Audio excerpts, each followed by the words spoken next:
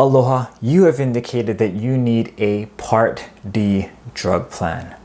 Well, for those of you, there's going to be two camps per se that you're going to be in. One, you are on the Medicare program already and you just want to learn if your drug plan covers all your medication. You can go ahead and do that. All you need to do is plug in your drug information down below, or go ahead and sign up for a MyMedicare.gov account, and I can send you a link so that you can actually get linked up to my program directly, where we can send to you up-to-date information on your drug plan and the drugs that are covered, what's not covered, and how best to find what your costs are going to be for this year.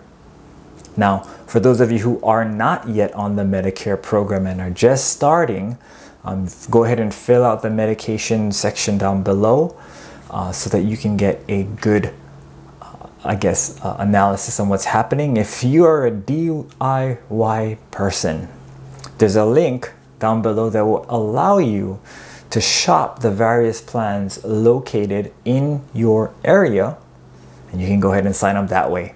All right, mahalo, thank you, and have a magical day. Bye-bye now.